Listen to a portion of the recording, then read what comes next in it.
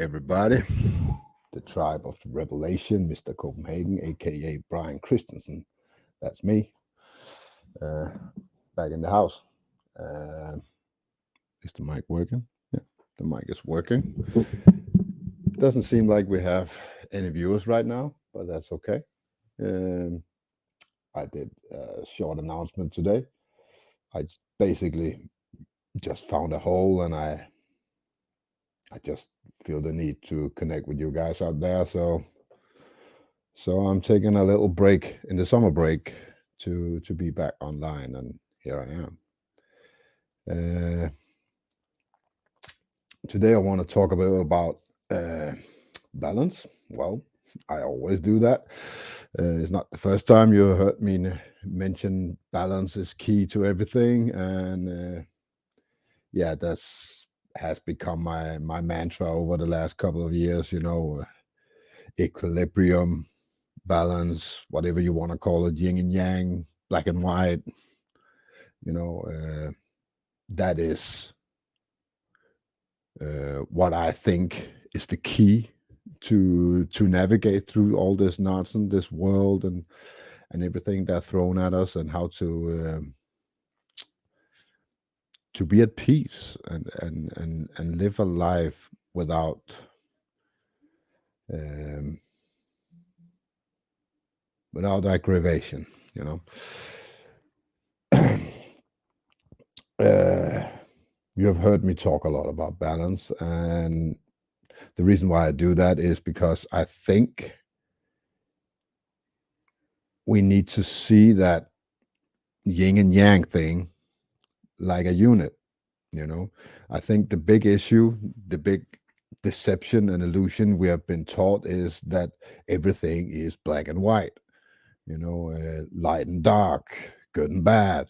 You know, I don't believe it's like that anymore. I used to divide the world in good and bad and black and white, but now I see things differently. I think the way to go is to see everything as a unit. There is no light without dark. There is no darkness without light. Um, and one thing is not more important than the other. The thing we've been doing for forever, well, at least I have, is that I've been living a comfortable life in the light, in the good light, if you want, where everything is good until we come to a point where things turns bad. Um, and I think that is because we are only seeing the light. We lose focus on the dark side of the world. Lose focus on the yang and only looking at the yin, even though I don't know which one is which. So, to be honest, uh, but I think we are too focused on one of them, and that keeps us off balance. What we need to do is focus on both at the same time. We have to see the negative side of things while we're looking at the positive side of things. And that is not doable if you only focus on one side. You, well, if you look at what yin and yang is, it's a equilibrium here in life, where life is a cycle. It is a routine. It's what do you call it? It's in symbiosis, and everything we see around us looks like that. Even the symbol of yin and yang looks like it's the symbol of the moon and the sun. Going around in circles. And I think everything is in symbiosis is exactly how it's supposed to be. You know, we have winter, we have summer, we have night, we have day, and we have it equal amount of time.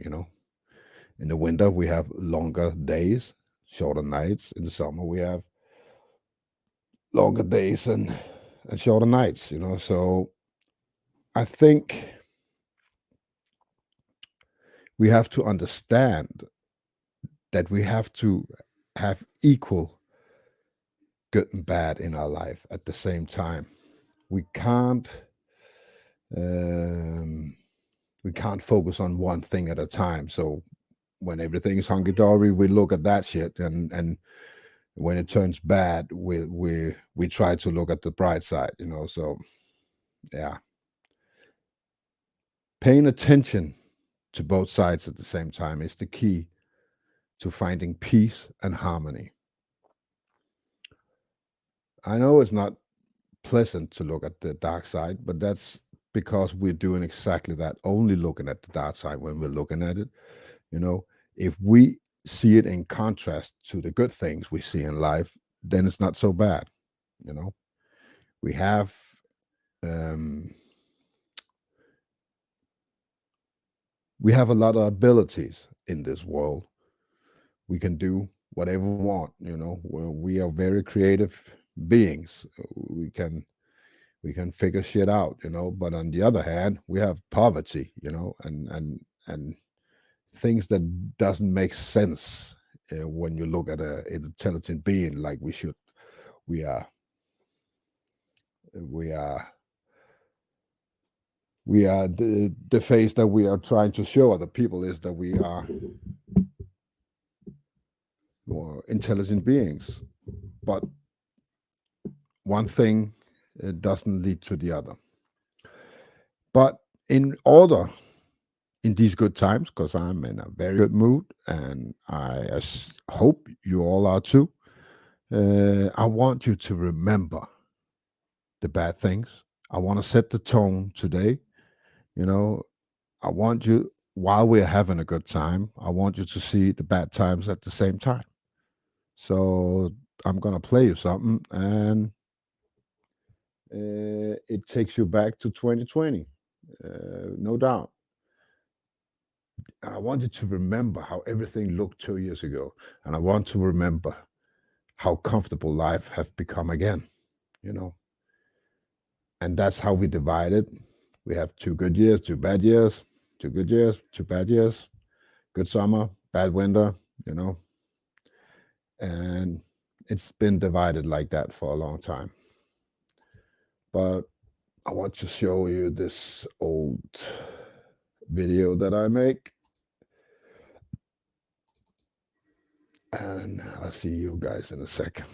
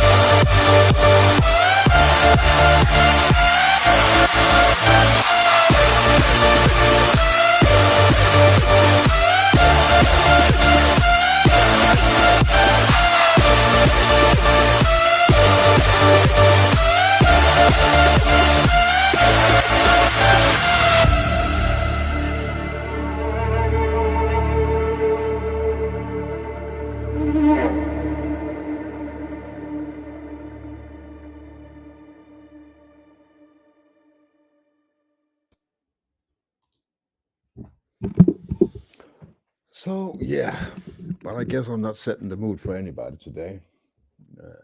There's nobody here. It's all good. It's summertime.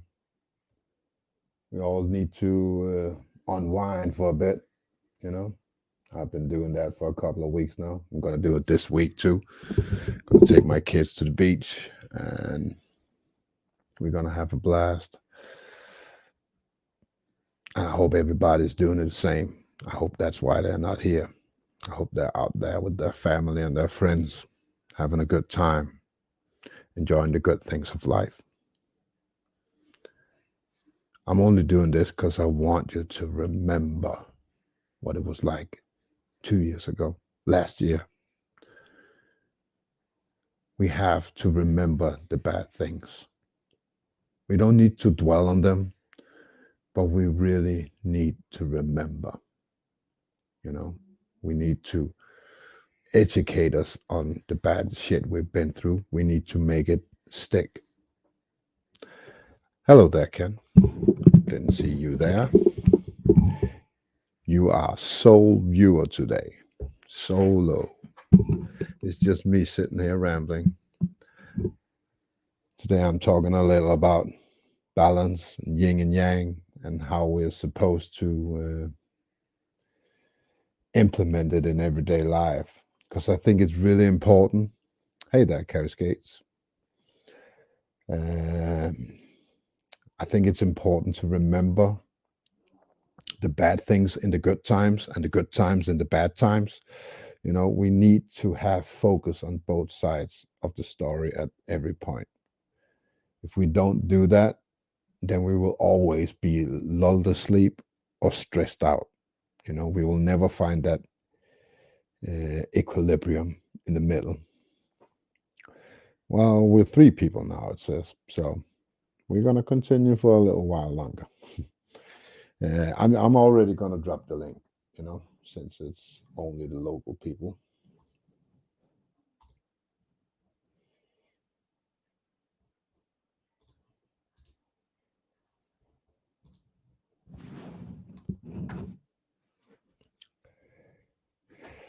Hey, it's Buzz. Buzz is the third one. Hey there, Buzz. Good to see you.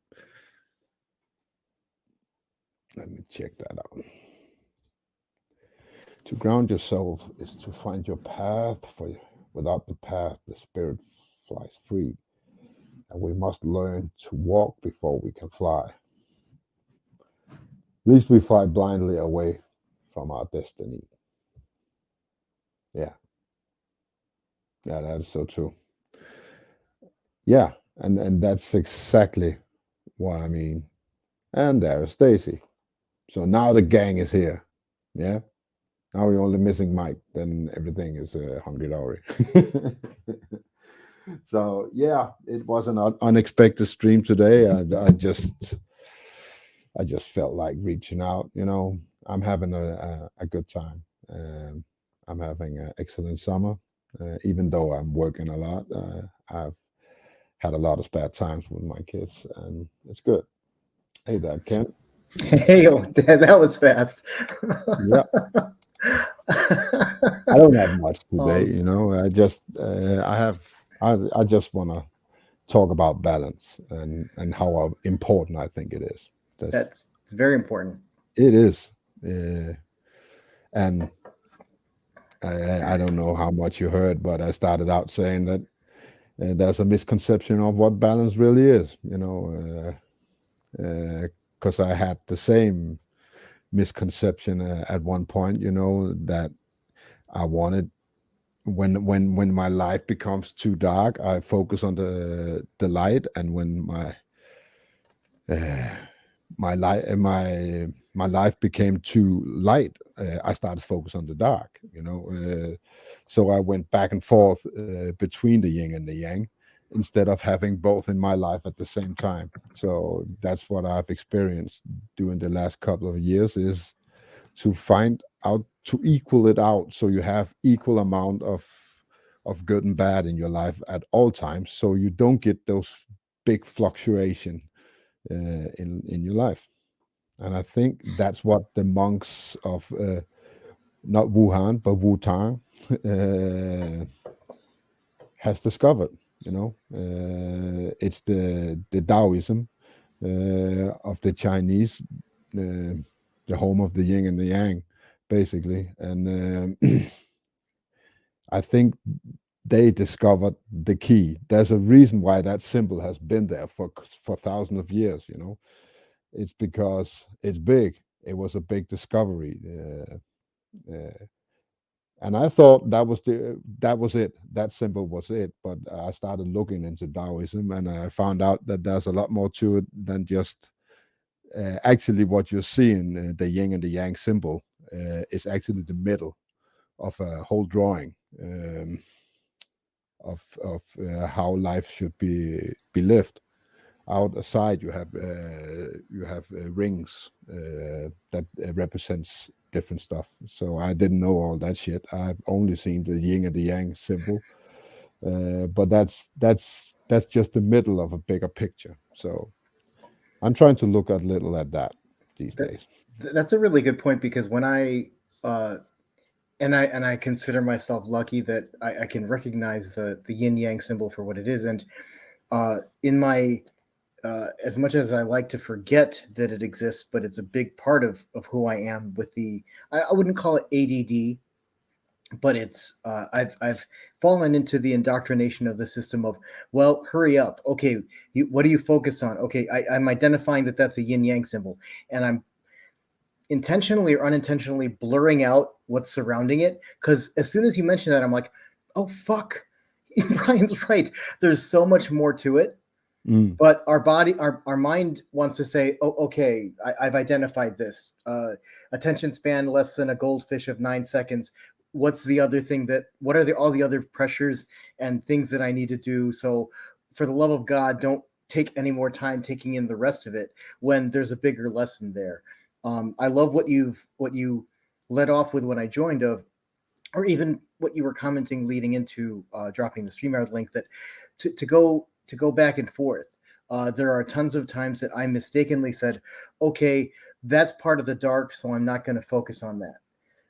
And even before 2 years, coming up on 2.5 years ago, I was not in the light, but I was blissfully in the comfort and the comfort zone that they wanted us to believe. Uh, hmm all the indoctrination and all the propaganda saying this is all that you should expect life to be. Don't question it. Trust the Yeah. government. And if you do those things, you'll have a safe and a comfortable life. But that, it's we've learned over the past 2 years or longer that it couldn't be farther from the truth, because what they're selling us, But I've seen, I've thought I wanted that, I thought that was peace, having the comfortable life, always being in a good mood and be happy. But I don't think we work like that. At least I don't, because I've seen, if I look back at my life, every time I was in a good spot and everything was as it was supposed to be, I was not happy either, you know. Uh, then I started looking at uh, things I could do to mix things up, and that's where I started traveling and put myself in bad spots because I didn't like the comfort that swallowed me up, just like darkness can swallow you up. The light did that too. When everything was too comfortable, I got a bad feeling. I don't know if it's guilt, or it's like, I'm not living up to my potential. It's boring, and you get all these emotions, and all of a sudden I want to walk the line. And I think that's why I found out that that's why I'm most comfortable. Some people are most comfortable being in a comfortable life, and some people are actually most comfortable in the bad shit. Some people have only seen bad shit their whole life, and when they come to the light, it seems awkward. So yeah, you have, let's take an example, people that's living in prison their whole life, where if they all of a sudden comes out, they say, "Oh shit, I have no idea what this is. Put me back in," you know, and they go do something stupid and they're right back in and they like it, you know. And No, you're absolutely. I think that that was kind of an issue, kind of a tough movie, and I don't know how much of that is accurate, but what do you call it? Shawshank Redemption. I don't know if you saw that movie, Morgan Mhm. Freeman, and Yep, yep, yeah, yep, for sure. where I guys who love that have movie. been It's one of the best movie ever made. where they Morgan Freeman's narration covers people who, when you've been in the system that long, and Mm, maybe that's another part of the intentional garbage that these guys who run the system, at least for now, or at least in perception, mm, want you to be so broken and so comfortable in it. It was a horrible existence to be in prison, but you knew you had a schedule. You knew mhm. what was guaranteed to you. So when you're reintroduced back to life, it's hell because you're ripped out of that, and then you have to try to adjust, and adjusting doesn't work for everybody.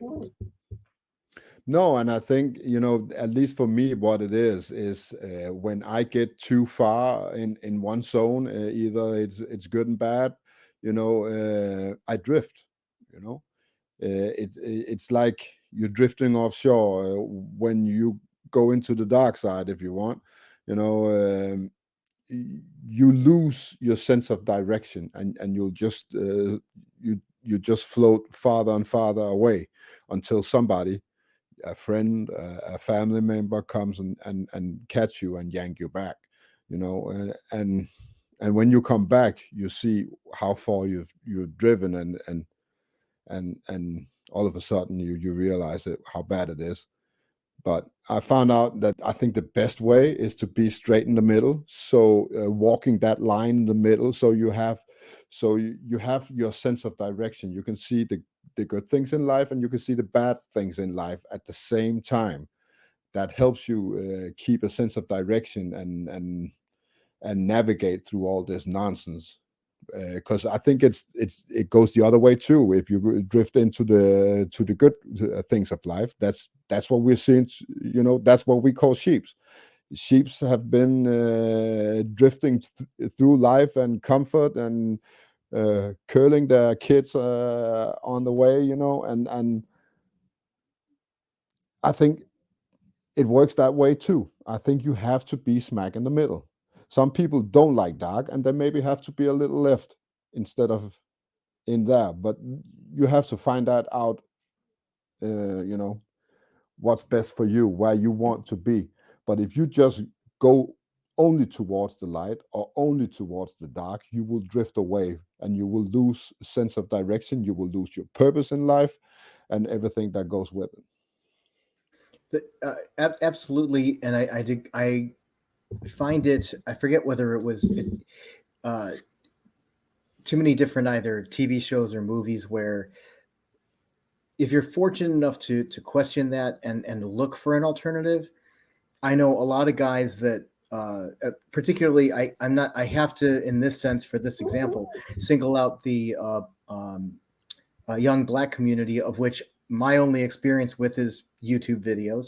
But there are a lot of grateful young black men who say, thank God I had basketball, or I had a local community center, and I had people, because in their livelihoods, there was a large criminal element of where the easy way out would be to join a gang, sell drugs, make a lot of money, but also risk a lot where you're going to get imprisoned or you're going to end up dead.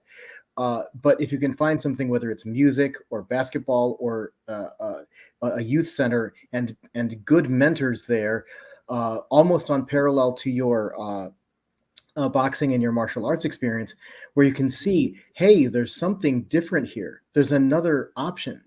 Okay, you say you're probably best set to join a gang and you're just a criminal element, but if you can harness and direct that aggression or that desire Mm, into a sport, into competitiveness, instead of a destructive, mhm, all negative nature, then there's hope for you. But you have to be able to see it. And I agree with you that the what we call the sheeple, or the for all we know, they're NPCs, or they're a movie mm, I have to watch again, The Matrix. If they're all Agent Smith, they could be, but that the problem being, if that's who they are, then they will not see beyond the comforts of what the matrix or the system gives them.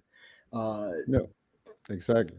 And I have actually transferred this epiphany of mine to my martial arts, because I, I I used to be a boxer, you know, and I always looked at judo and aikido and all these other martial arts like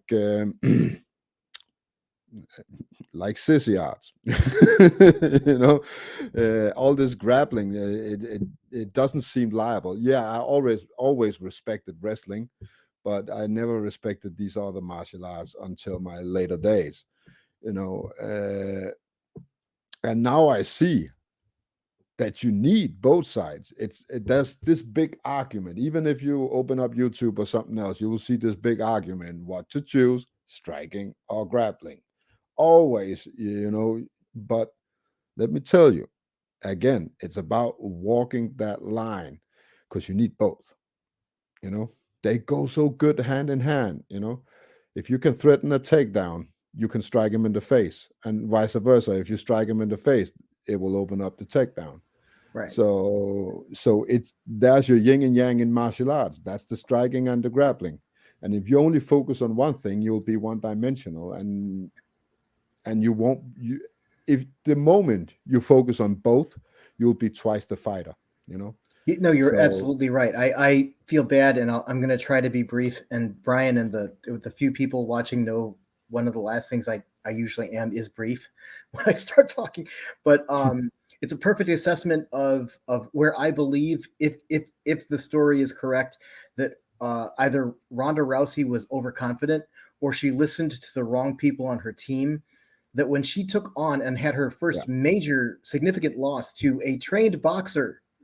mhm. Now, I don't Yeah, she was know, a or kickboxer. Yeah, I don't yeah. know how confident Ronda Rousey was on how quickly she picks up certain things.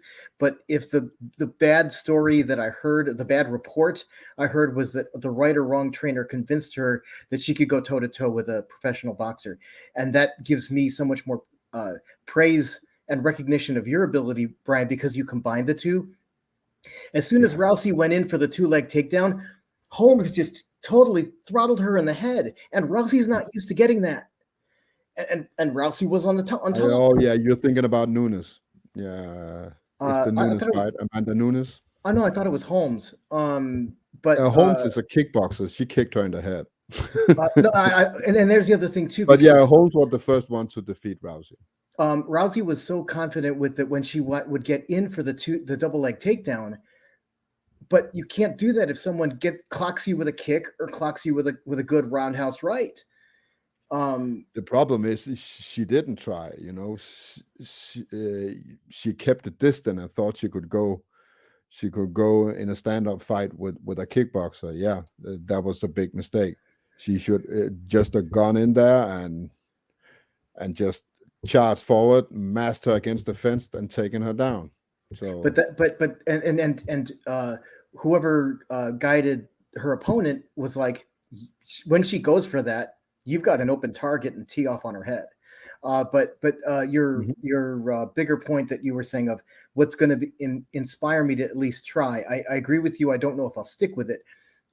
Is to at some point start BJJ, because keep drilling the Muay Thai and knees and elbows and my other Have you any idea how good BJJ and Muay Thai are together?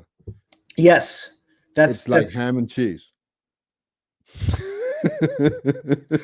um no, I love my elbows and my knees. But the Mm. key is I need to even get back to regularly practicing that. But that I know that I have no groundwork, and that if someone, and I know the percentages are You don't small. even That need groundwork. It's Brazilian Jiu-Jitsu is standing too.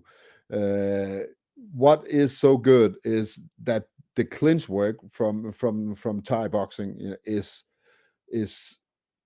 is the start of Brazilian Jiu-Jitsu. That's actually what Brazilian Jiu-Jitsu lacks: the ability to get close and get in the clinch. that's when you're practicing Brazilian Jiu-Jitsu, you can practice that for 10 years and without have that ability.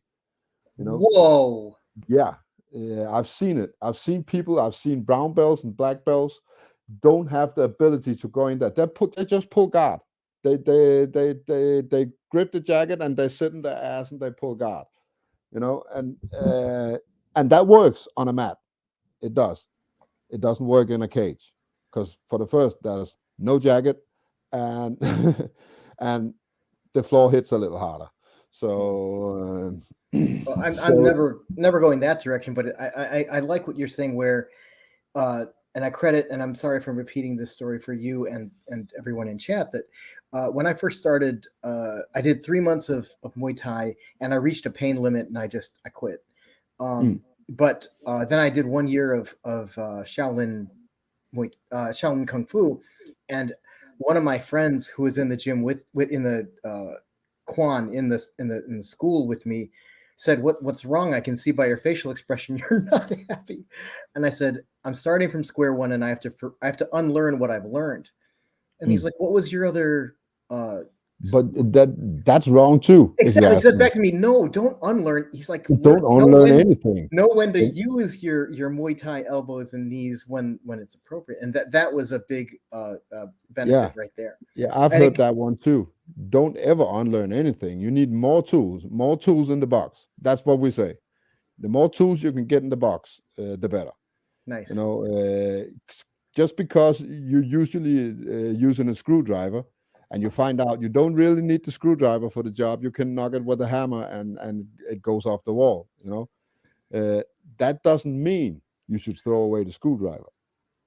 Gotcha. You understand? You know, the screwdriver will still come handy in other jobs. So keep it, for God's sake, keep it. You know. But the clinch you're reminding me, that's I never thought of it before, but you're bringing to mind phrasing of when you're in Muay Thai, you're not afraid to get in, because that's the only way you can.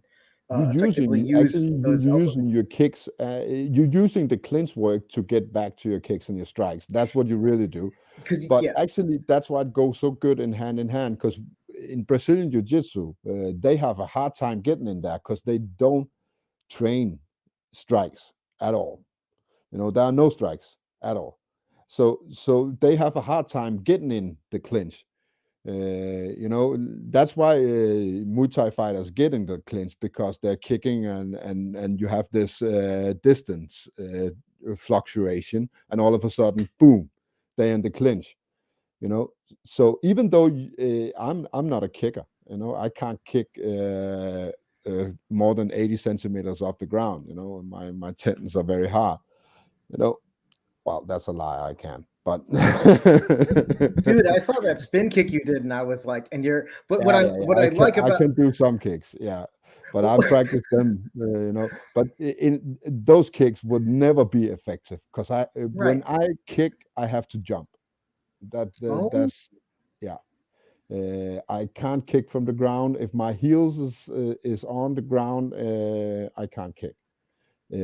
My tendons in my inner thigh are just and my hips are just too wound up for all the soccer I've been playing my whole life. Okay, I can see. Okay. So I need to lighten the bird on this foot, because as long as I'm pushing down, the muscles is tensing up, and my ligaments are so strong that I can't whip my leg up there. But the moment I make a little jump and I don't push down on the foot, it doesn't have to be much. I just have to be a little elevated from the ground, then I can kick.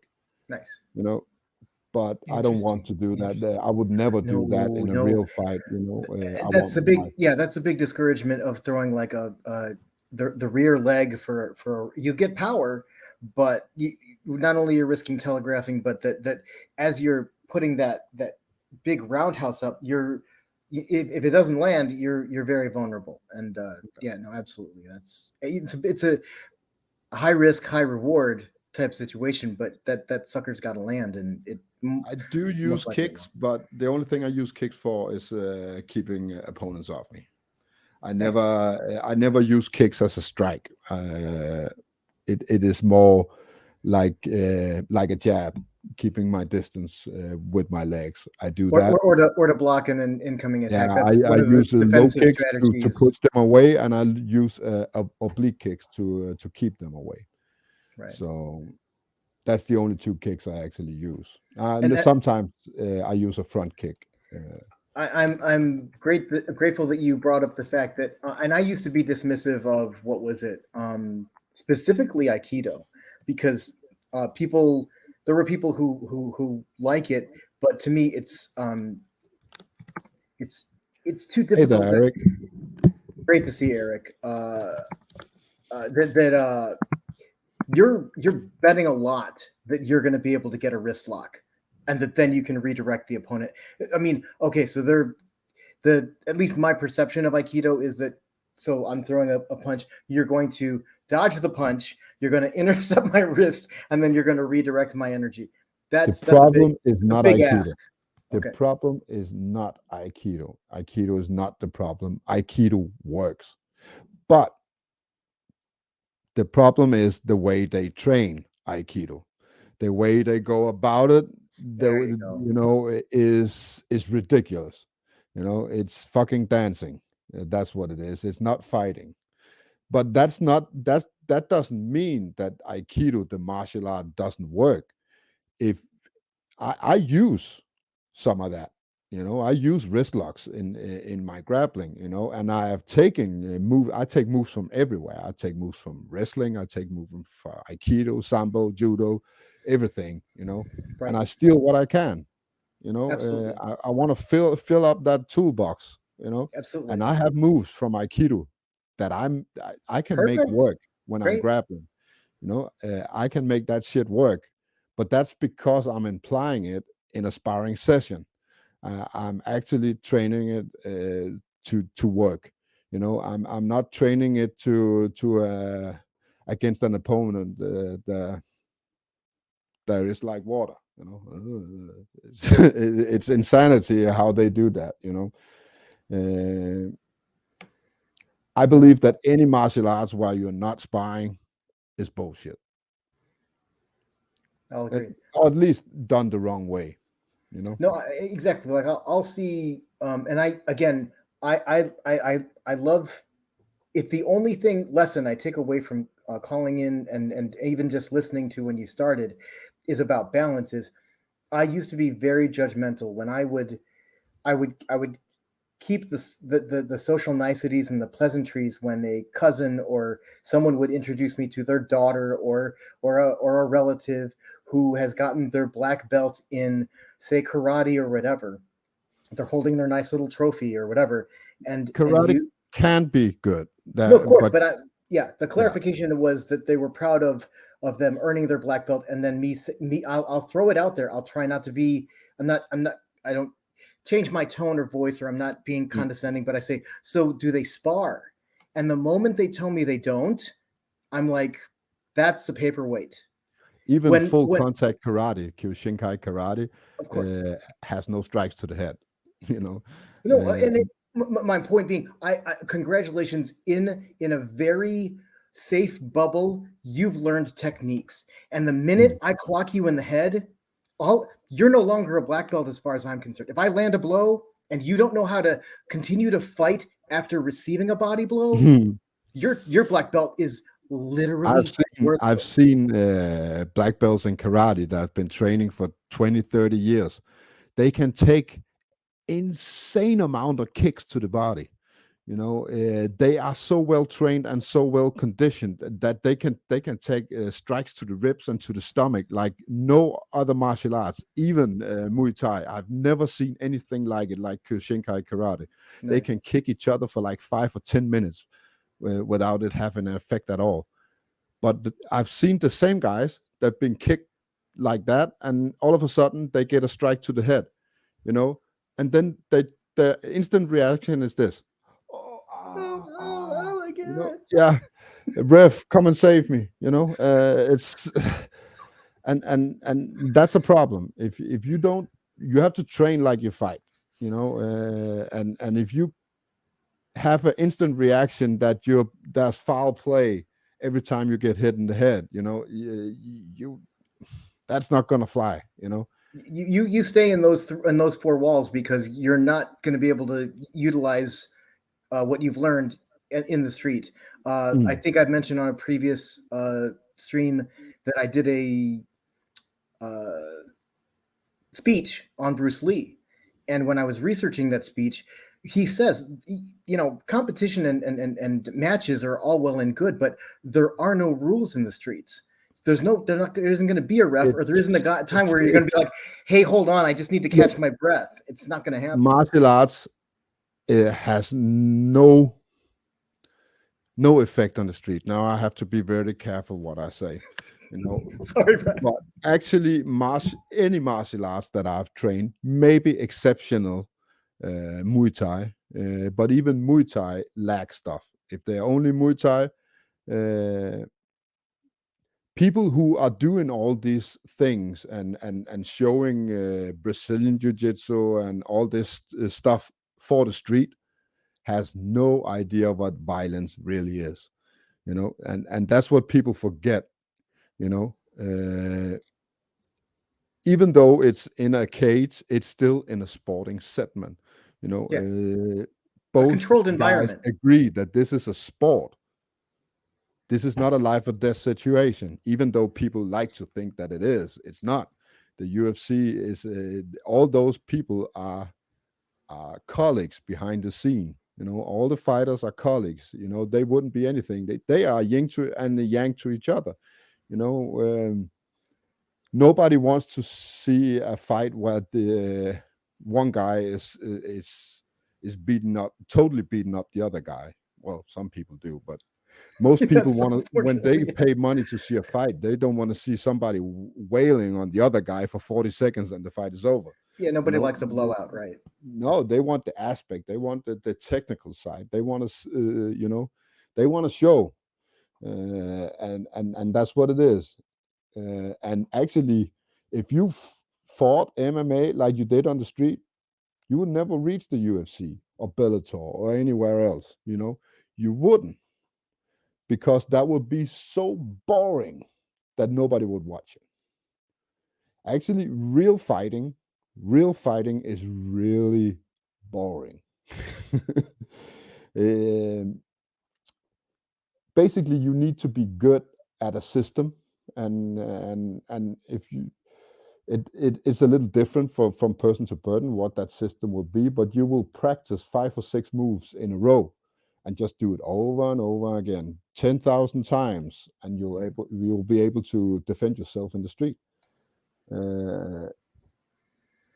But if you just take a guy and smash him against the fence and hold him down until he gets tired and take him down and knee him to the head, if you do that in the UFC, only not do you get disqualified, but it will be very boring, Right.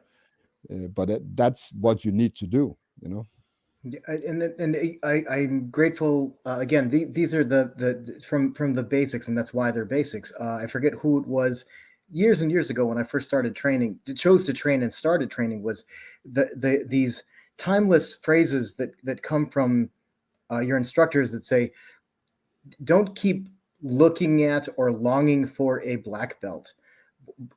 And they'll say to me, "Do you know what the definition of a black belt is?" And I'm like, "Well, someone who kicks ass." And they're like, "No, the definition of a black belt is master of basics."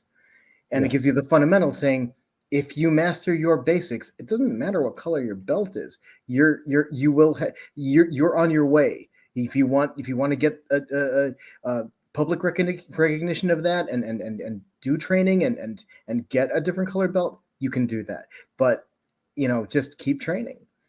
And the fundamentals and the basics. That's where it starts. And actually, you need very few fundamentals. I've taught myself a system. It's 3 moves. I can defend myself in 3 moves, and it defends myself against everything. Look at this. But if people hit me or kick me, I don't care. The first thing I do is I cover up like this. No. All the way back on the back of your head. All this whole side is a cover up, And if you wanna double up, you know, you do like this. Now I'm protecting my whole jawline, you know, Wow. like this. And you can do that from a position where you do like this. If you stand like this, you can have a conversation with a guy, you know. This is my stance. If I'm uncertain that this guy is going to strike me in any time, I will take this stance, and I will talk to the guy, and I will try to be here. And the moment anything happens, I just go here. Boom. Look at this. It's covered up my whole jawline and this side for the right hand. Wow. Nothing can knock me out. From here, this is the block. This is the crash. You know? That was definitely a crash. Yeah. I block. I crash. I use my elbows. I put my elbows in front. Yes. And I crash directly into his chest and his face. I go for this area right here. There's a little square here, the bottom of the chin and the top of the chest. I will block, and then I will crash. I have my elbows in front. You can see like this, and I crash. That is awesome. Yeah, I just crash in this area. You know, that stuns him and puts him on the heels, and from there, boom, and the fight is over. My two And if favorite. it's not over from there, you pull him. So it looks like this. Boom, boom, boom, boom. Fight's over. All the way into a takedown. That's awesome, man. That's awesome. Because they work in applicable to each other. I'll try to get Alex to show us this move, so I can show you what it does to a human body. Holy crap! You're basically stunning him. Yes. First, you cover up. This block covers everything. There's no strikes here. Yes. The only strike you have is straight down the middle here in the forehead. You know, and that's not going to knock you out. It's going to hurt, but it's not going to knock you out. Right. No, that's awesome. I love from that literally defensive position. You are totally protected, but that I was waiting for it, and you showed me that even from that intentional, very defensive position, you've got both of your elbows up front, and you can use that in a closing motion and stunning. It is literally stunning in appearance and stunning as intended, and I like that. I like that a lot. And the beauty is that this is a neutral situation. If you go out here with your hands, now you have a threatening behavior. Yes, you know? yeah, right. But if you just, and you can blade it a little, so it seems like you're just evaluating the situation, you know? From here, you can be calm and you can have a conversation. Well, when the guy's my hands is in a proximity to defend myself at all times. Right. I'm forgetting what the follow-up was, but an example, tangential and less guarded as what you gave. But my Muay Thai instructor was like, if a guy starts getting aggressive, you start out, hey, you know, hands up, hey, but you know, in Muay Thai, these are your blocks anyway. This is your counter his jab or whatever by having your hands up. But you're showing what typically people consider a passive or a defensive, if anything, almost a not conciliatory, but where you're like going, hey, I don't want any trouble. You know what I'm saying? You the hands up that everybody and the police like. I mean, but I know you and I know that this is okay. I'm ready to counter. This is not me being passive or giving into you. This is me saying I'm ready to block incoming attacks and I'm ready to counter. Singe Man might be aware. Yeah. Yours is a lot more complete, and that's I would never put my hands up like that. You know, I want to keep my elbows as close to my hips as well. You know, because guarding your jawline and not only that, but if I take my hands up too far, I expose my legs and my body blow, I can be taken down. You know, and that's yeah. also why everything goes in front. You know, that's awesome, man. Because it closes me off. It makes me like a ball. I want to be a ball. You know, a ball is hard to take down and it's hard to hit because it's round. So that's basically the shape you want to go for. You want to be a turtle in your shell, basically. You're reminding me my Shaolin preparation by comparison is where why do they keep training us in the horse stance? You've got you've got your knees bent, you Understand that flies. and exactly, and that you've automatically lowered your center of gravity, so your mass is lower, and as you said, it's so much harder to move you or knock you over because you've lowered your center of gravity. Yeah, and also if you do that in combination with the block, so when you're doing this, you lower your stance as well. Then you're here, So not only are you covering up, you're also changing levels, and from there you both have the ability. From here, I have the ability to do what I just did. I crash. I come forward like this. I explode from this leg, just explode into him, with my head and my elbows, everything. I use everything, and I'm just aiming for this square right here. I don't give a shit what I hit. It's not about knocking him out. It's just about stunning him so I can do my next move. All I want to accomplish is for him to be in a good stance, to be on his heels. I just want this movement. That's everything I need in order to put in my attack. And I do that with the crash. So No, I just make myself a human torpedo, basically. And it was interesting that depending on who you're, and we really should move away from this. I think we've exhausted. That's a good one, Cinch. Yeah, Cinch man just said something. That's a really good one.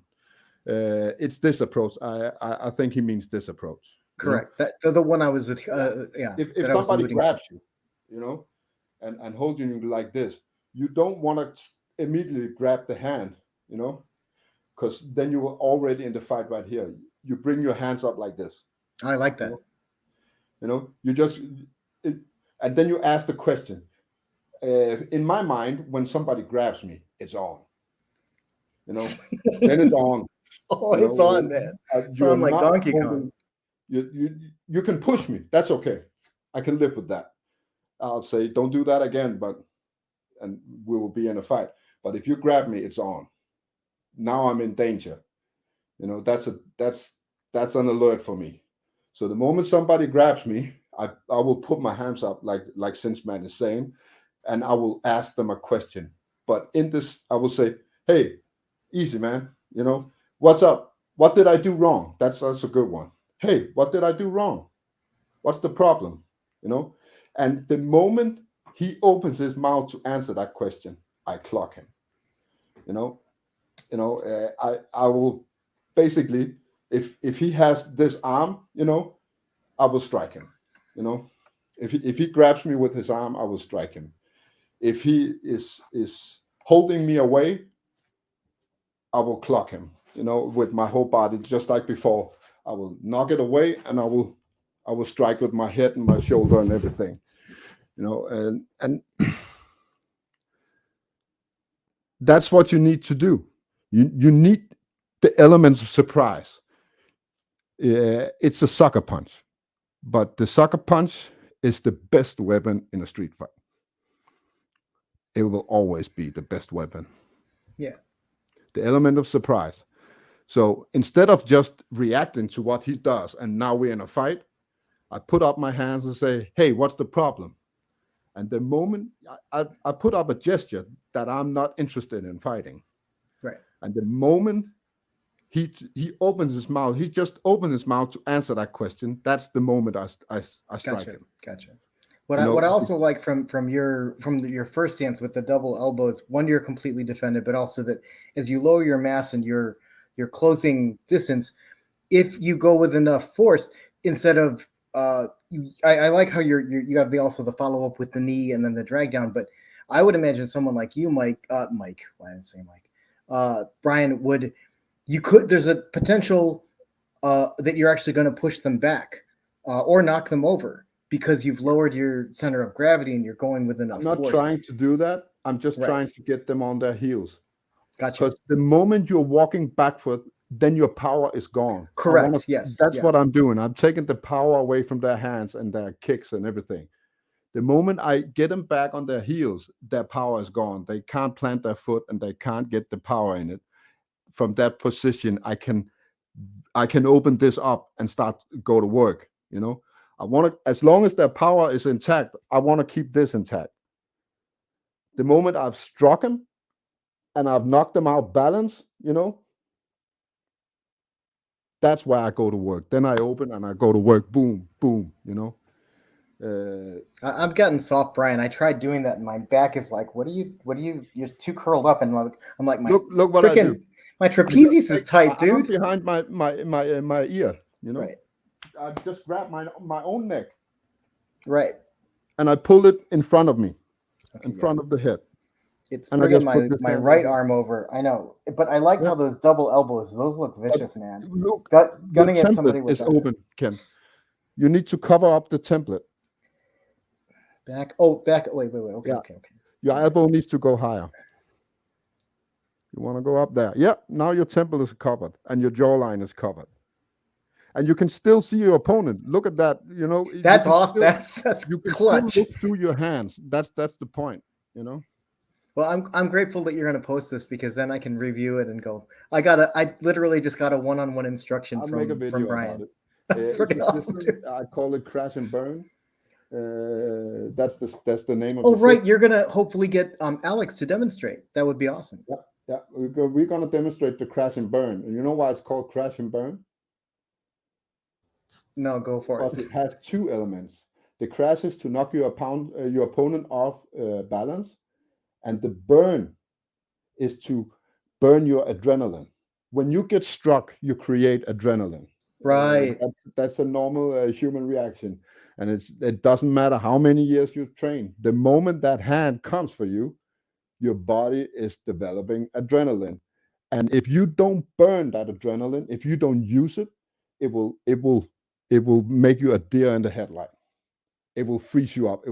So if you only do this, and he keeps hitting this, you can protect yourself. But if he keeps hitting this, your mind will build up adrenaline, and you will just keep covering up more and more and more. And you will never open up and strike. You need to burn. You need to burn that adrenaline. So the moment he hits me, boom! Here's the adrenaline. I crash and I yell. That's the most important part. There's a reason why warriors have war cries and war faces. It's not only to look tough. It's not only to look mean. It's to burn the adrenaline that comes into you. It's a flight response. If you don't use it, it will freeze you. It will shock your body basically. But if you burn it, you can use it as power. Perfect. So the moment I covered up, I crash. But not only do I crash, I yell. Ba-ba! It'll end. Whatever. It doesn't matter. I give a big shout. And I want to almost growl. I want to use it as fuel. Got it. No, you're right. When we were doing basic forms for Shaolin Kung Fu, after the opening salute or whatever else, it was like, or I remember also in karate that someone was demonstrating for me. It's like, Kya! You're generating that out as you're striking. Well, that is exactly why they're doing it. It's not many things. It's about exhaling, so you become a harder target and stuff like that. But really, it's about burning that adrenaline that comes with strikes and kicks. Because many people don't know this. Many people know that they create adrenaline when they get hit, but you're actually also creating adrenaline when you hit another person. So it works both ways. So if I just do this, boom, in your head, I will freeze up for a second. Because I get an adrenaline rush, boom, from hitting you and seeing it.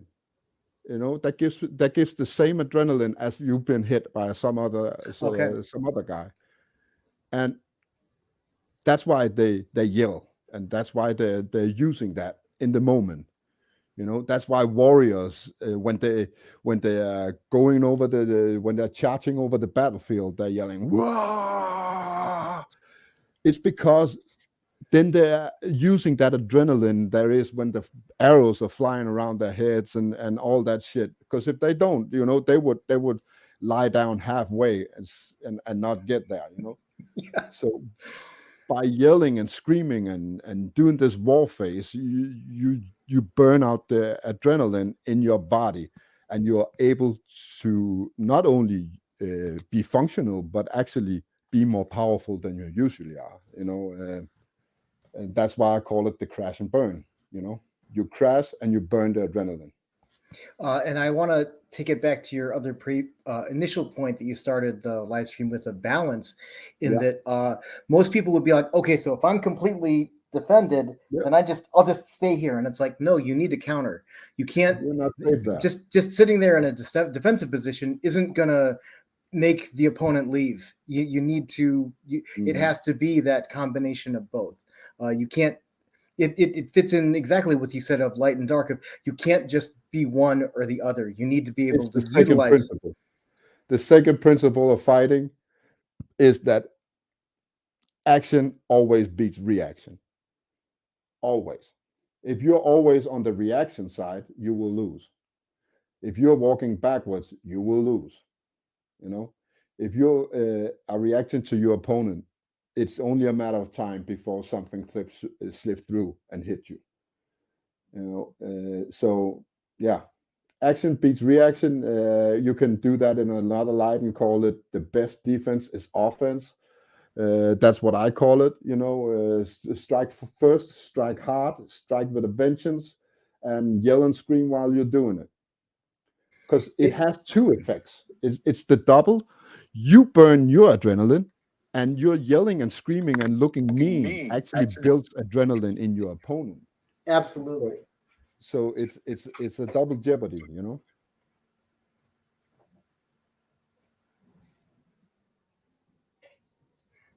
I stepped away like an ass, Brian, because I wanted to bring up It's okay. It's this okay. visual. We like laughing, and it became a bit of a meme with Cobra Kai. Strike Hmm. first, strike hard, and the idea being that, but and there's the thing though, and that's where they became a meme of like, okay, so good, nice going, guys, you're all offense, which can be stupid, but you summed up, and that's why I was inspired to go ahead and grab that, is because no, it works. It's Mm. effective because it works. If you not, and I don't know if it's part of the, and I wanted to try to avoid this as long as possible of commenting on the powers that should not be, but I think that's what they've relied on, and what you and Algorithm had commented on in previous live streams of we're in a time of strong men have created Mm. good times, and good times have created weak men, and Mm. they were counting on that. Yeah. The thing we have in our favor is that it is cyclical, and that uh, uh, hard times are creating strong men, and you, I think that you, Mike, um, and in a sense, I'm getting there. I don't think I'm there yet, but are becoming strong men. Um, exactly, exactly, and Look at this shit right here. This is what's coming. good men have been doing bad things ever since. I mean, Kofifi's a perfect example of good men doing bad things. Just, just do what the government says. Just do it for everybody's safety. Yeah. When it was the founding fathers of the United States that said, a man who forsakes freedom for freedom for security deserves neither. Yeah. I mean, it's stupid, but we're working on it. I'm not, we don't have a resolution yet, but we're working on it. Mm. Um, but and again, I have a lot of faith in you and Mike and everybody, and not everybody else in the community, whether they intend to or not. And I mean the broader community of everybody that sees what the powers that should not be are doing. That if in fact uh, bad times make good strong men, then we the apogee, we have to be trending back up. It's an Yeah, I inevitability. think that's what's happening. Right, right, We right. would never see this shit if it wasn't because we were changing on the opposite direction. I don't think so. I think we are the ones that had topped. We have been so far down in the trench that now we are on the way up. You know, we have seen how this comfortable life really can hurt people, and now we wanna go the other way. Now we are becoming stronger because we have been as weak as we can be. And I went in a hole. I actually dug myself deeper and deeper in that hole until I was so far down that, yeah, yeah, I was in a very dark spot. I was depressed, you know, and Yeah. I think many of us. I can't speak for everybody. I think many of us has been there, and that's why we have turned it around because we have hit rock bottom, basically. I I think was everybody needs to hit rock bottom like that in order to go the other way. You have to you have to walk into the wall before you realize you can't go any further that way, you know. So I appreciate that because uh I guess when we've all but confirmed that 2030 is still chugging along, uh, that I am and uh, was concerned that things could still get much worse, and I know there are probably a lot of people that believe that, but I take great consolation in that. Uh, I don't know how I intuited it, Brian, but thanks to you and I talking right now, I have a strong belief that we're already on. If we're not already on that backswing up, we're very close to it, um, because there are enough people that are pissed off about what's currently going on, which means that strong men are in the making as we speak, mm, if they haven't been made already. we've been here for a while. We have. So you know what's coming next, right? Yeah, yeah. Yeah. Crash and burn. So yeah, now we have to crash and burn, or we can accept defeat. That's the only options we have.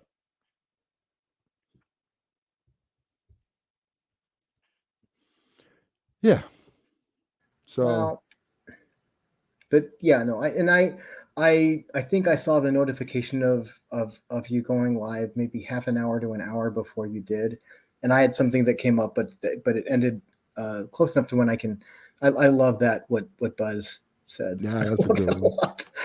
Um, and uh, I've loved He the comments actually from everyone. pulls so many of these out of the hat, so you kind of you you you you're not even impressed no more, because the man can do this at any given comment. Exactly. And yeah, Ex- it's insane. But if you he's think about it, it's crazy. He just hears something and he creates something. it's So we've been very spoiled, absolutely. No, and yeah, it's beautiful yeah, because it's we are uh almost desensitized as how good he is with words. uh and as you're saying, because he's taking it from inspiration of something that you've said, Brian, Yeah, that exactly. it's timely, it's right, in line and in cadence what we're talking about. It's a beautiful thing, man. It's absolutely beautiful. Yeah, and I've seen it. So sometimes when people come on the stream, they don't know bars, they haven't seen bars before, and they put in some, and people are, oh, that's really great poem, and we're like, yeah, it's just bars, that's what he Exactly. does. He's the wordsmith. Absolutely, absolutely. No, he's top Yeah, tier. we are blessed for Very sure. blessed. Yeah. Um, was there? I'm actually grateful that we're kind of moving away. I really didn't want this to bog down about the powers that should not be, but uh, with both with what you started with and what were our commentary, both with which came. Uh, it centered around fighting, but it's really about again what you said with balance That's as my well as guideline.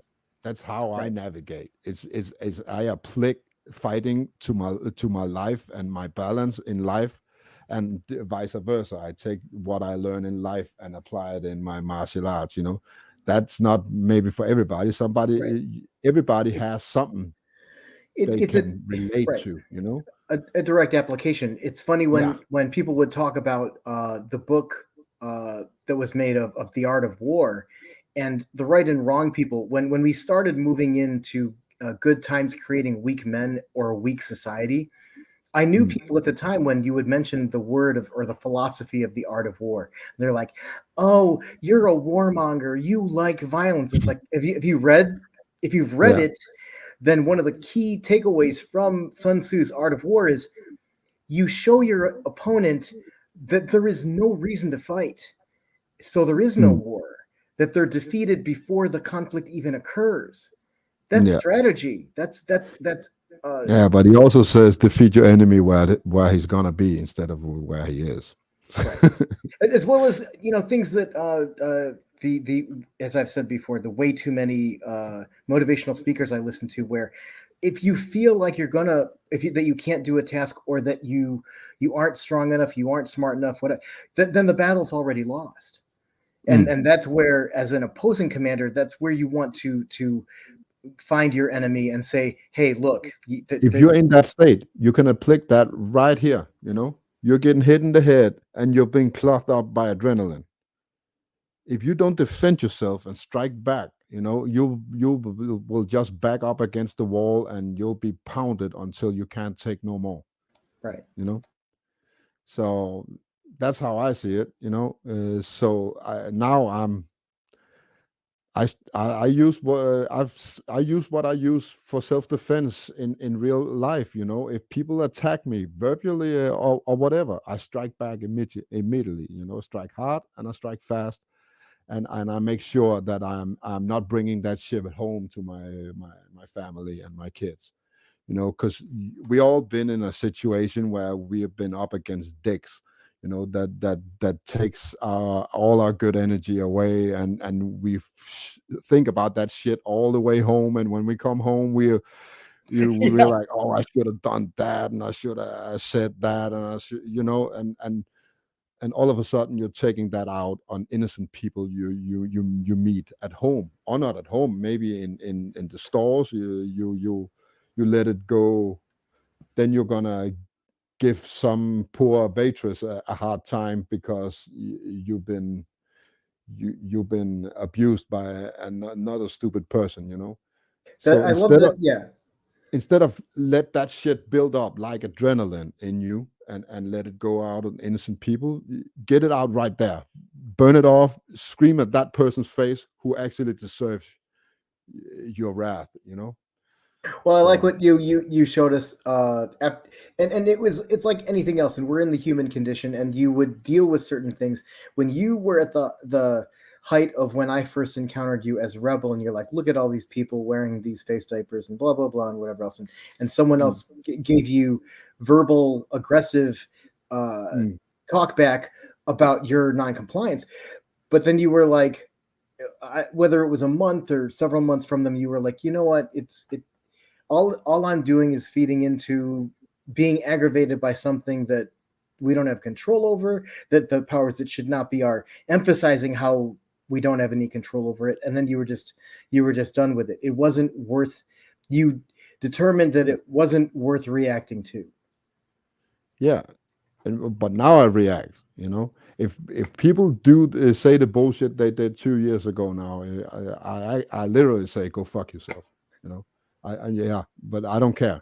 It's better to get it out right there instead of carrying that shit around.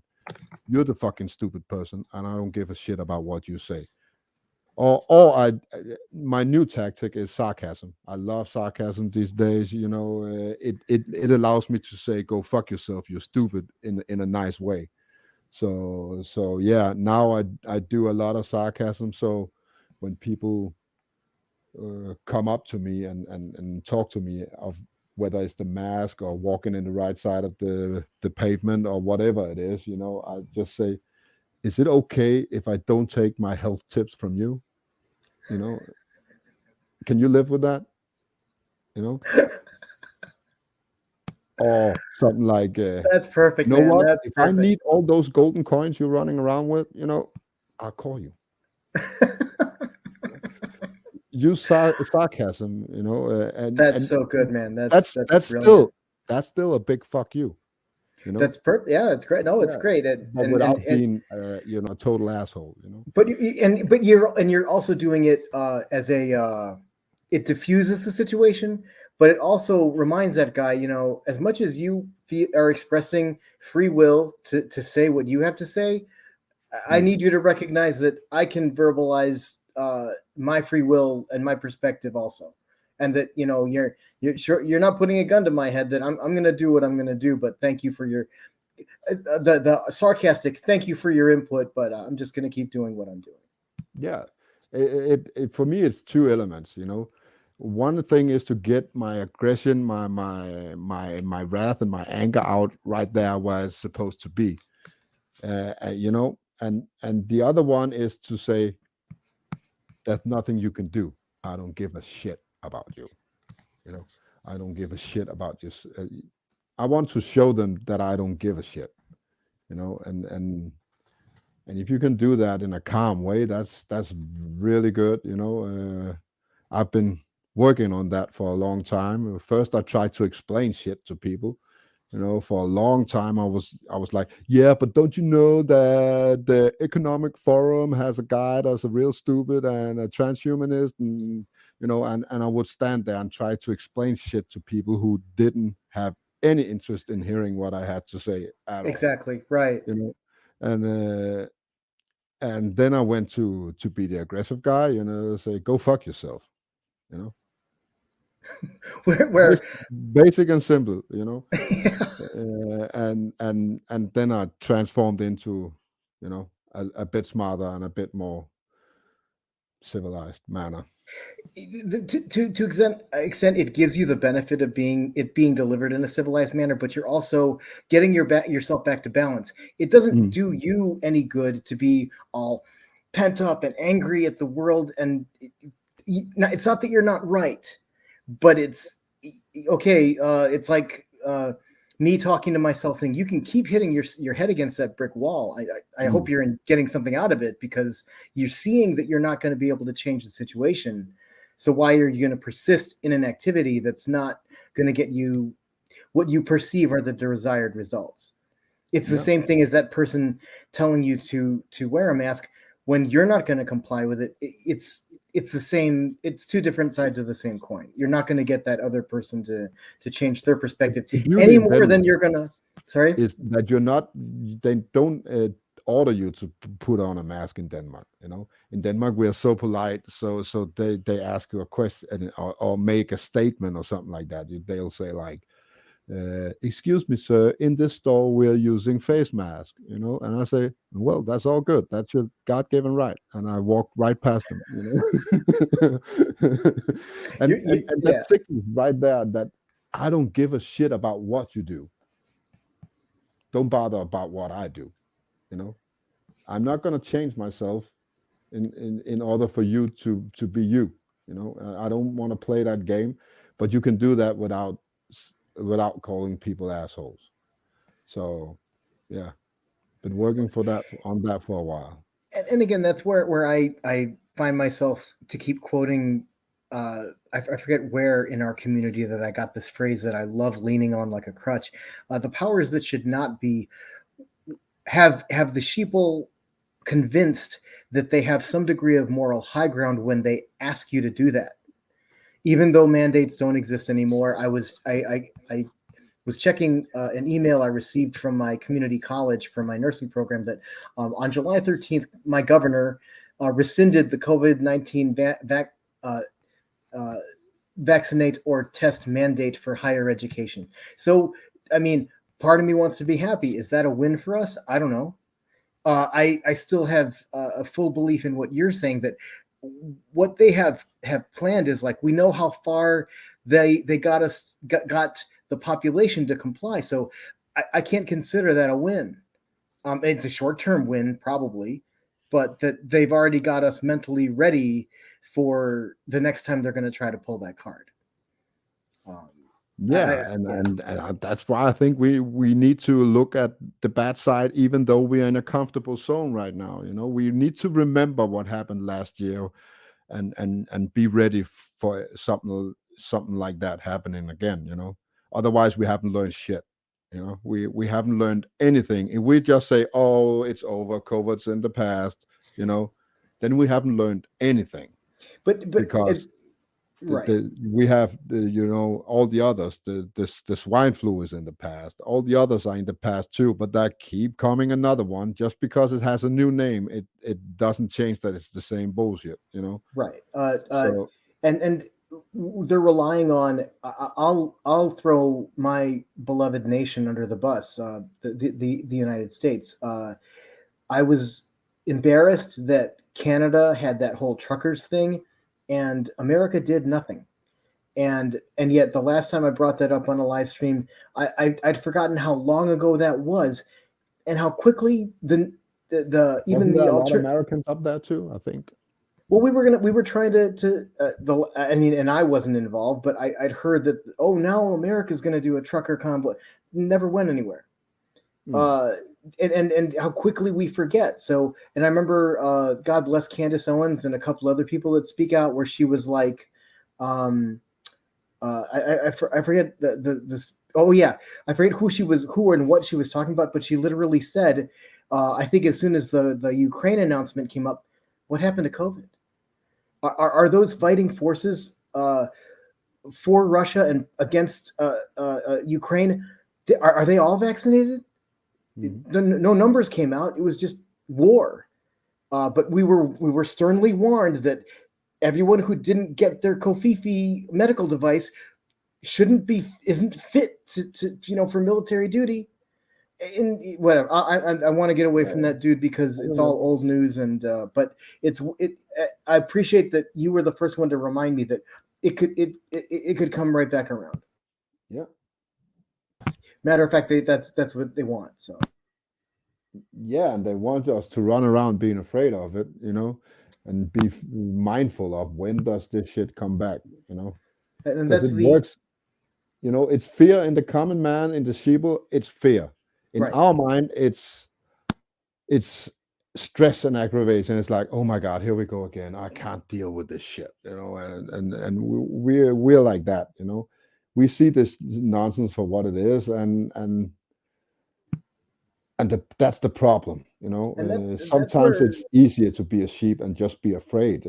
well, you know that's where I'm relying on the kindness of everybody in chat.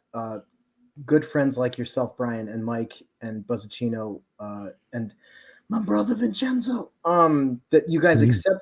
accept me, that I'm uh, hiding in plain sight. I'm in my medical program, exactly as we're talking, and I want to make commentary of Vinny's on Vinny's You are comments in sleeper. chat. That You're a Vinny sleeper agent. I, that Vinny is saying this fall. My own nursing program wants us to remind everybody, well, it's the fall again, and flu season's going to be on the rise. The fall of When man.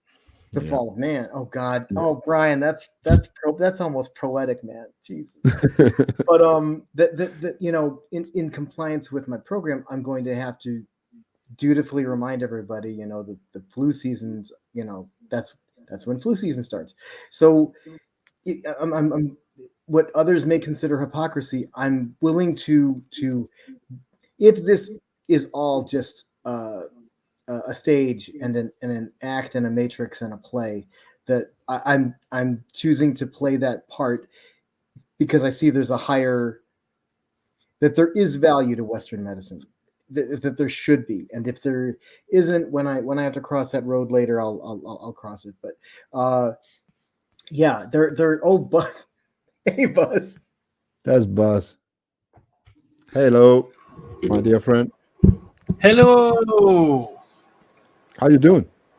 groovy. That was very subtle. Thank you. So you good over there?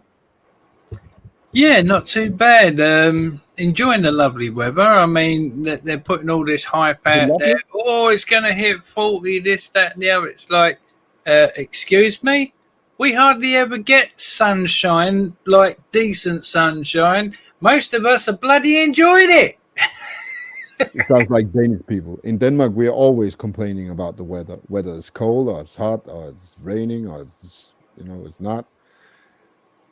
It seems like we can never shut up about the weather. But I love the weather. I hate wind, but I love the weather. I was wondering if you'd let me recite not a poem this time, but a Okay. kind of poem song. Yeah.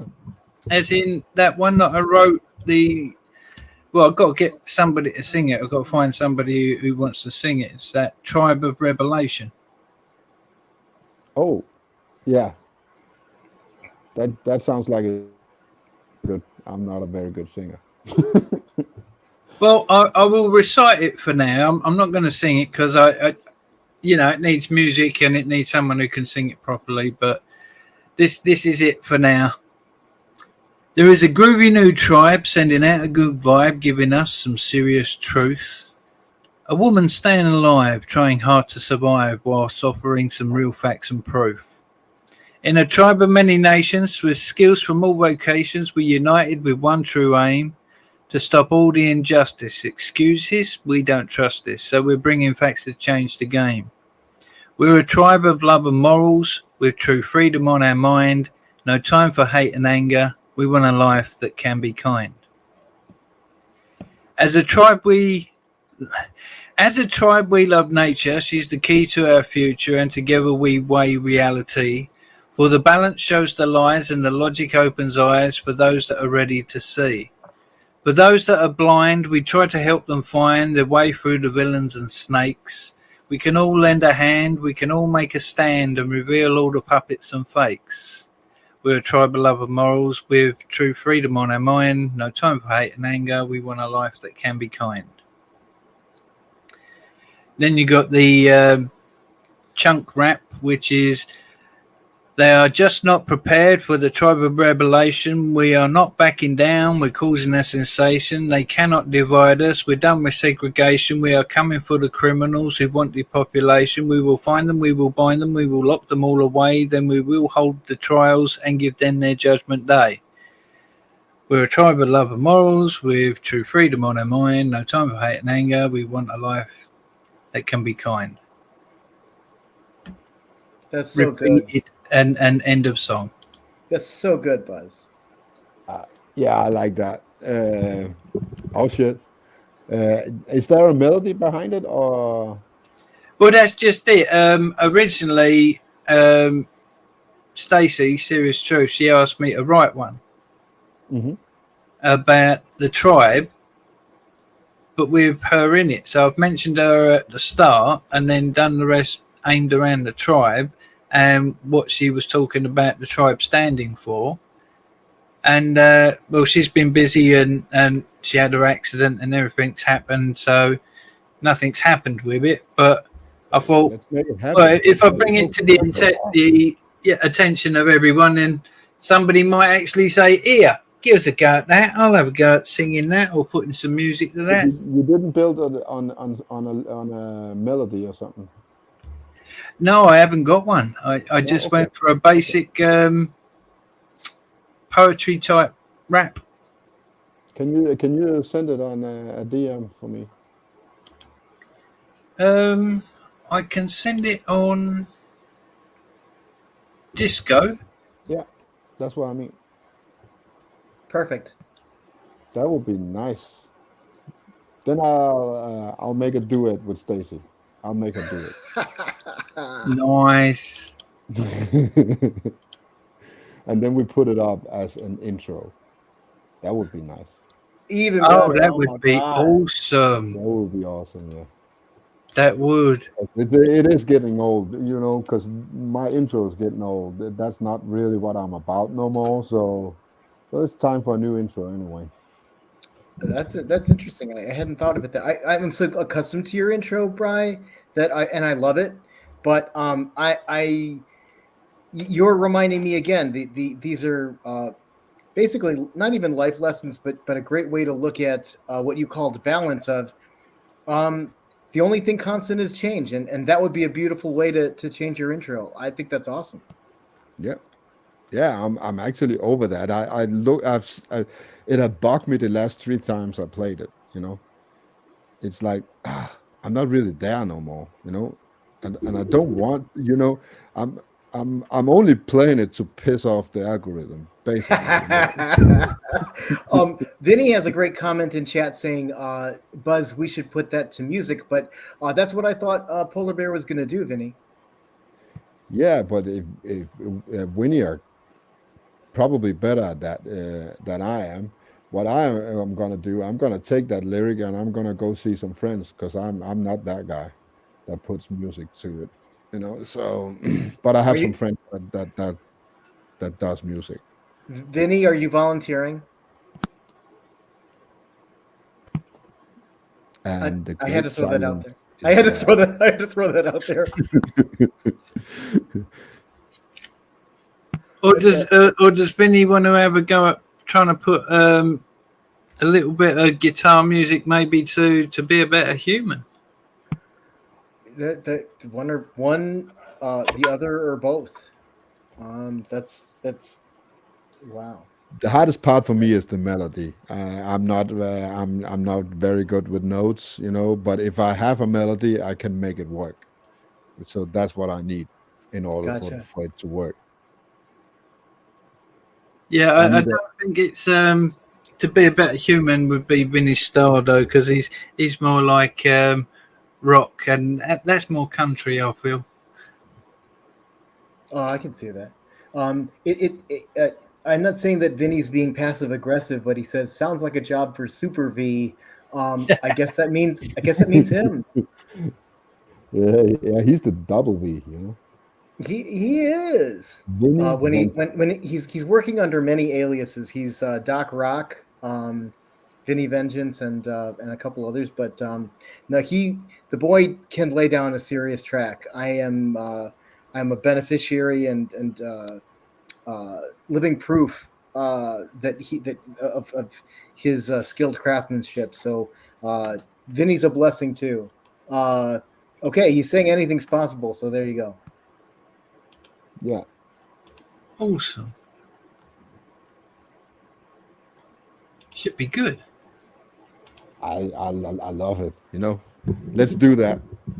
Let's do that real soon. I'm on vacation this week, but I'll look into that next week.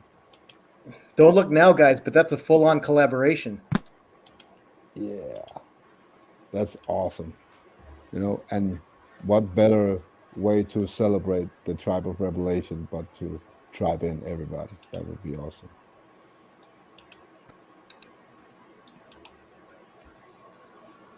Well, it'd also be brilliant where somebody's actually written a song that's based on the Tribe of Revelation to actually then have that made into a full song as the startup. I mean, it's like, there are no coincidences.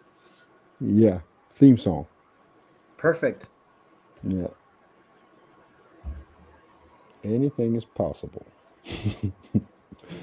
Okay, then it's settled, Vinny.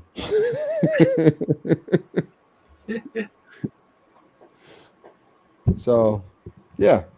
But I would have to say good luck with getting Stacey to sing on that one. I mean, I know she loves singing and I know she wants to, but so far it seems that she's either really busy or she ends up with something We'll happening. figure it out. Sometimes, I'm not saying that now, but sometimes you just need a kick in the ass. I wouldn't even say that. I know that Brian has a lot of. I shouldn't say necessarily influence, but if you say Brian's in on it, I'm sure that'll carry a lot of weight. Absolutely. Actually, Stacy, she's sung a song not long ago in a video, and I said someday we have to do a duet. So that could be it, right there. Ooh. There are no coincidences. I actually said that like 3 weeks ago or something. It's really cut. Then for sure, it's definitely coming together. That's I mean, yeah. It speaks for itself. That's awesome.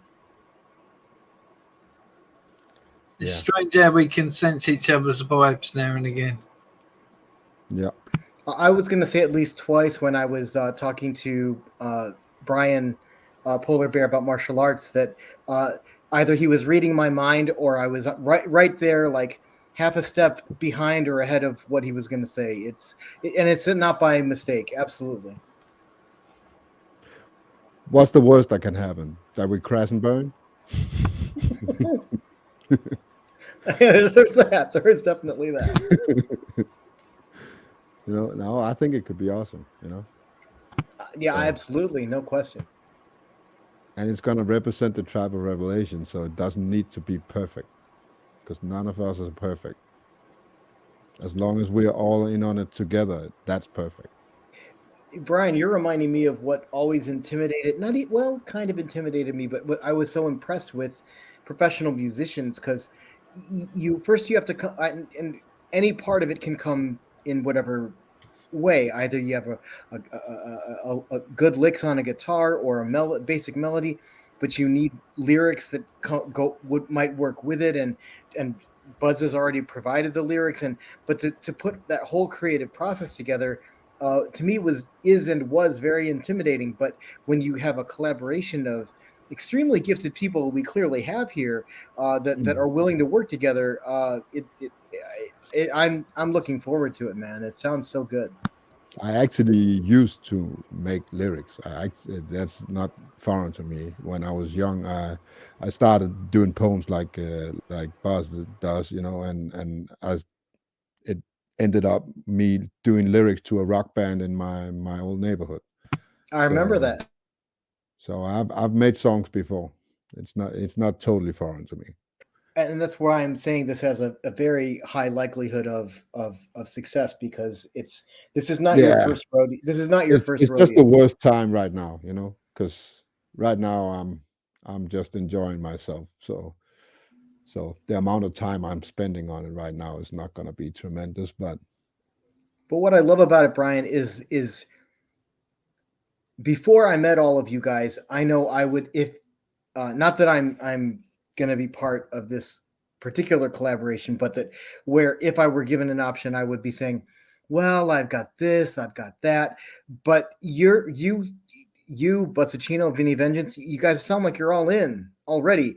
We understand time constraints and what have you, but you're already motivated enough to towards the project. So, and then that in and of itself is huge. yeah, and the more that's in on it, the better. If we if it's up to me, we take everybody and we sing one line each. Like "We Are the World" kind of stuff. Oh my So god! that would be awesome. You've got the tools. Clearly, you have the wonderful combination of everybody in their own right and respective way have the tools and the talent. Vinny's already said in chat, yes, let's collaborate. So look, all systems go. Looks like you've got a consensus, and it just looks all positive at this point. Yeah, but look at it, Vinny, and I'll give it to one of my boys and see what he can do with it. So, but he's basically most what he does is by beats or raps or stuff like that. So Well, Vinny's I want it thinking. to be a little more melody, maybe. So I don't know how much melody he'll play with him. Vinny's hearing it in the style of Godsmack, so I don't know. yeah, okay.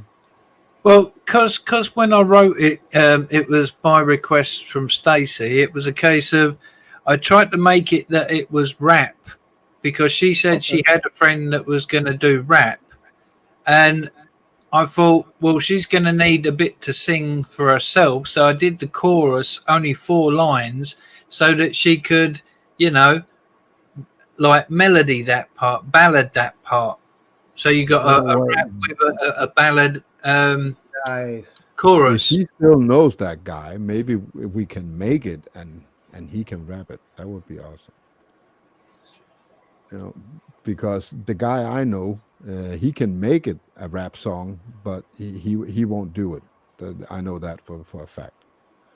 So he'll help me make it if I ask him, but he won't sing it or rap it or anything like that. He he's an artist here in Denmark. He won't lay his voice to it. So Well, there's always you doing the rap and Stacey doing the ballady chorus with yeah, the beat let's by do your it. friend with maybe a bit of extra guitar from Vinny. Let's find the balance. Yeah, because Vinny could balance it out. I mean, your friend could do all the beats and all the rest of it for the rap parts. Stacey can be the light, Leave I can the be the dark, ballady bit and for Vinny Vinny is the to balance. do with the guitar. Yeah, Sounds perfect. yeah, it sounds perfect. A little too perfect. So let's make it happen. Yeah, I think that's what we need to do. We need to put words to action instead. To be brutally honest, I'm impressed. Buzz literally just brought it up less than 10 minutes ago, and it sounds like you got confirmations from all parties involved. It sounds really good. But see what happened? I wasn't even supposed to stream here today, and you turned up. If you didn't turn up, I would have closed down the stream because there was nobody else here. And all of a sudden Buzz comes along. He wouldn't have come on if you weren't here, so I would have killed the stream. And you see, everything happens for a reason. It absolutely. Speaking of which, I'm sorry, guys, something's come up. I got to get going, but it was great to be here just for this moment. And God, I'm looking forward to this, guys. And best of luck with the collaboration. Yeah, Thank you. It's a great one. And good to speak to you, Ken, and stay groovy. Yeah, you too, Buzz. Always great to see you guys. There he Take is. care. God bless, and hopefully I'll see everybody on the next stream. Thanks so much for this one, Polar Bear, and that I'm looking forward to you doing that Crash and Burn with Alex. I'll do that. Not this week. Next week I'll do that. Oh yeah, no rush. But thank you so much. Thanks everybody, and we'll see you guys hopefully soon. Take care. Bye, Ken.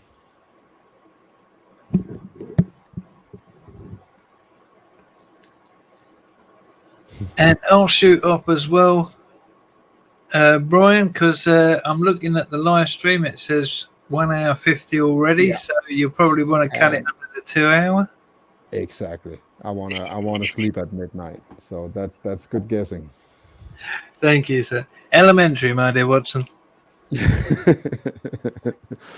It's like you, that Bob. old joke, Holmes and Watson, they're on a case and they're at this old factory and they're trying to get in this door of this old factory and it's locked and Holmes pulls out this rusty old iron key and a citrus fruit and he cuts it open and he squirts the juice all over the key and he wiggles it in the lock and the door comes open and Watson goes, "My God, Holmes, that's amazing." And he goes, "Lemon entry, my dear Watson, lemon entry." And I didn't even see that coming. Thing is, I say it's an old joke. I actually wrote that when I was 17 years old. That's good. That's good. Thank you. It took me by surprise anyway. Cool. And with that, thank you for having me on, brother. Always, Buzz, and thank you for coming. Loads of love to everyone in the chat. And as always, stay groovy. Ciao for now. Bye-bye. And welcome. Josh is here and Kevin Michael Green is here. He plays bass, I see. We just might need a bass. Who knows? Everybody who wants to chime in actually should do it, because the more the more common project it is, it more it will fit the intro. So yeah, couldn't that be awesome? A tribe intro made by the tribe. Yeah. So yeah, I want to sum it up. Um, Today I've been talking about balance at least half the time, and the other half we've been talking about fighting and music. Um, but I want to close it up with the balance part. I think balance is different from it's in the eye of the beholder. You know what I call balance, the place I place myself in this realm, might not be the right place for you guys or people out there. You need to find uh, your own place, your own equilibrium, at that point where you feel that you're centered and can observe both sides of the story. You know, whether you're walking dead smack in the middle, or you have to walk a little on the dark side or a little on the light side. That's what you need to do. You have to find that line that you want to walk in order for to have a sense of direction and a purpose in life. Once you find that, you have a destination. You don't know what's there in the end of it, but that doesn't matter as long as you have a destination, you know, a direction, a true north, whatever you want to call it. That's what you need to find, because that gives you purpose, that gives you faith and belief that what you're doing is worth something and you are here for a reason. It gives you power. It gives you confidence and spiritual power, knowing that you're on the right path. It takes away the confusion and everything that goes with it. So that's balance to me. That's finding that red line that you want to follow and stay on it. The moment you start drifting, correct yourself immediately. Not tomorrow, not the day after that, immediately. It's all right to have weeks like I have now where you're just enjoying yourself. But be aware when that ends, at that you have to get back to your starting point. That's what I mean about being in that equilibrium. That you don't change your narrative because you're having a good time, and don't change your narrative because you're having a bad time. It will fluctuate. You will have highs and lows, but you have to understand where you are in balance, where you are in peace with yourself. Find that inner peace where you can have a broader view, you know? You see things clearly. You know what to do. You know what to expect at any given moment. And if you can do that, then I'm pretty sure that we all be all right, you know? And when you find that answer, and you find that golden pot in the end of the rainbow, come tell me. I'm sorry, I had to put that in there.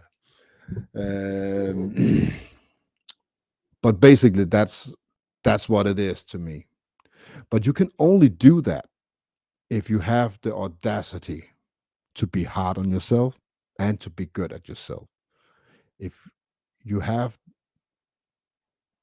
the cojones to look at yourself in a very critical light, you know, if you are not strong enough to walk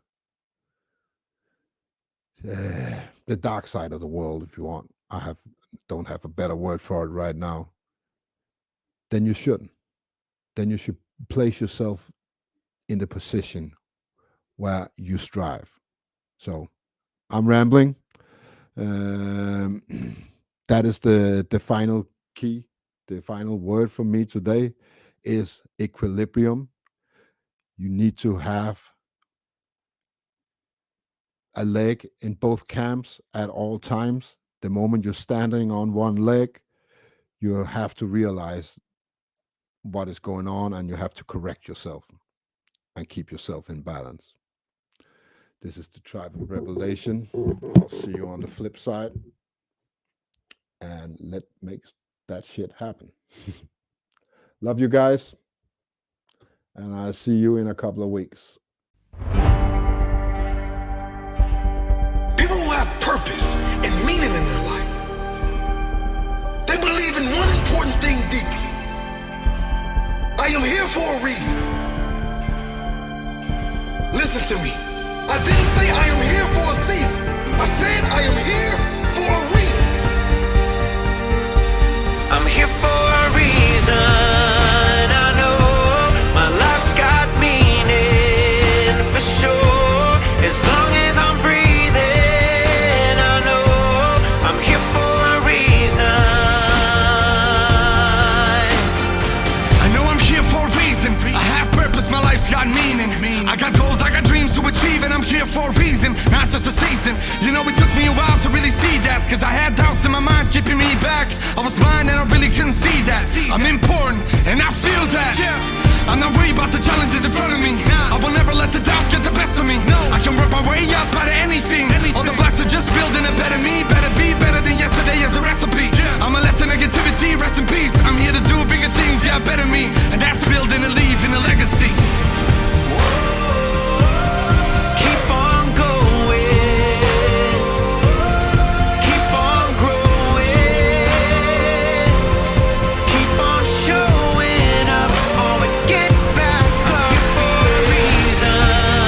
I know my life's got meaning for sure. As long as I'm breathing, I know I'm here for a reason. I'm here for a reason. I know my life's got meaning for sure.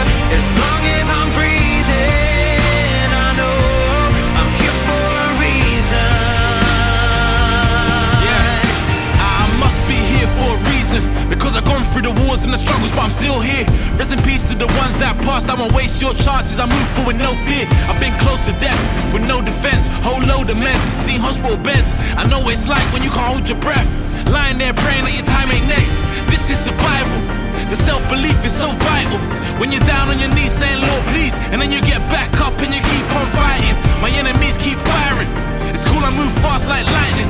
I'm here with intention, I'm here with direction. Here for a reason, here for a reason. Just keep on going. Keep on growing. Keep on showing up. Always get back up. Here for a reason.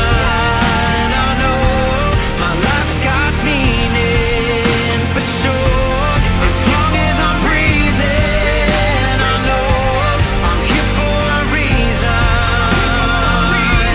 I'm here for a reason. I know my life's got meaning for sure. As long as I'm breathing, I know I'm here for a reason. If you could believe at the deepest level of your soul that you belong here, if you could believe you have purpose here on earth,